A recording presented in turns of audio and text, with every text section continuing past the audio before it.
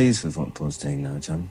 I'm pleased that everybody's doing well, you know. Yeah. I'm more pleased that Ringo's doing well, you know, that he's got himself a good niche. Because I knew Paul would be all right. What the hell am I worried about him? You know, I know he's going to be all right. I was saying to somebody the other day, there's only 2 artists I've ever worked with for more than one night stand, as it were. That's Paul McCartney and Yoko Ono.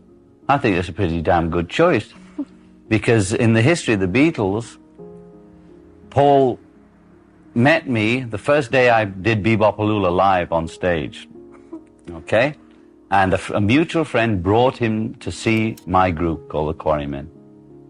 And we met and we talked after the show, and I saw he had talent, and he was playing guitar backstage and doing 20 Flight Rock by Eddie Cochran. And I turned around to him right then on first meeting and said, "Do you want to join the group?" And he said, And I think he said yes the next day, as I recall it. Now, George came through Paul, and Ringo came through George, although, of course, I had a say in where they came from, but the person I actually picked as my partner, who I recognized had talent and I could get on with, was Paul.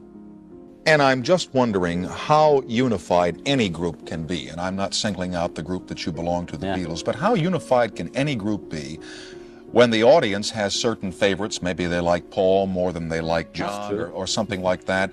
And I wonder, I got right to it, didn't I? Yeah.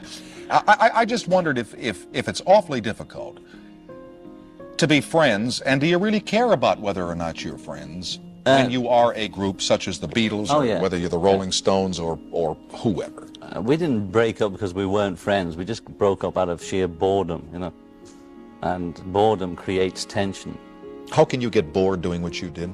Because it was going on, it was not going anywhere, you know. We'd stopped touring, and we'd just sort of say, "Time to make an album," you know, go in the studio, and the same 4 of us would be looking at each other and playing the same licks. We were just a band who made it very, very big, that's all. And sometimes our best work was never recorded, you know, because we were performers in spite of what Mick says about us in Liverpool, Hamburg, and around the dance halls, you know. And what we generated was fantastic. Well, we played straight rock, and there was nobody to touch us in Britain, you know. It was mainly fear, even though I wanted the Beatles thing to end. Just I felt as though I couldn't breathe if it went on any longer. And also it was sort of dying, you know. Do you think it was smothering you individually? Yeah, it was that, and we were no longer enjoying it. And all through it, we really did enjoy it. There were lots of messing and times we hated it, but basically we did it because we liked it. The rewards were as a sort of bonus. We wanted to be musicians, we liked working together. It got boring, you know, and we got over all the actual fighting, the real nitty-gritty, dirty, you know, stuff, which had nothing to do with how popular we were. The same popularity, meaning Paul was always more popular than the rest of us, was going down in the dance halls in Liverpool, so it didn't come as any big surprise, you know. I mean, the kids saw him, the girls would go, ooh, you know, right away. So we knew where the score was there. But it was a group, it was the music that was interesting, that was important, not who was, you know, as long as we were, you know, going forward and going somewhere, it didn't matter.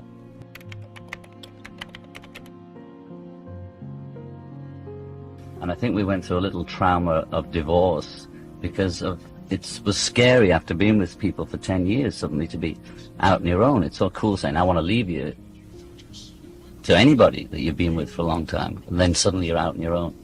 It was really, I just got secure in my own work. Because after the sort of demise of the Beatles so-called thing, I was a bit shook up, whether I knew it or not, you know.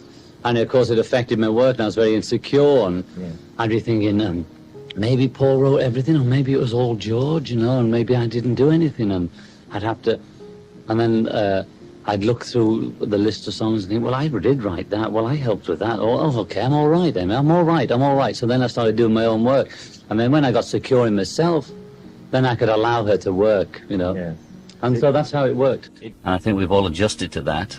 We're all doing well with our records, so that makes us confident enough to relax about it. Mm-hmm. And I think we've all established ourselves as individuals now. Why is what you're doing now not boring when that was? because I can change musicians whenever I like. And it tends to get into a format, you know, because we were together much longer than the public knew us. You know, it wasn't just from 64. I was 24 in 64, and I've been playing with Paul since I was 15. And he's very nice.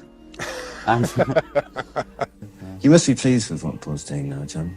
I'm pleased that everybody's doing well, you know. Yeah. I'm more pleased that Ringo's doing well, you know, that he's got himself a good niche. Because I knew Paul would be all right. What the hell am I worried about him? You know, I know he's going to be all right. When Paul was feeling kind, he'd give me a solo, you know, or maybe if he was feeling guilty that he'd had most of the A-sides or something, he'd give me a solo, you know. That's Paul writing a pop song. Was there really a Rita, do you know? Yeah. Meet him? He makes them up like a novelist. No, You hear lots of McCartney influence songs going on now on the radio, you know. These stories about boring people doing big postmen and secretaries and writing whole. I'm not interested in writing third, but I like to write about me. Right. Because I know me. I don't know anything about secretaries and postmen, whatever. I think George produces some beautiful guitar playing, you know. But I think he's too hung up to really let it go. But so is Eric, really, you know. Maybe he's changed. They're also hung up, you know. Well, we all are. That's the problem. Do you like Ringo's record, his country one?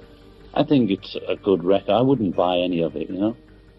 I think it's a good record, and I was pleasantly surprised to hear Boku of Blues, that song, you know.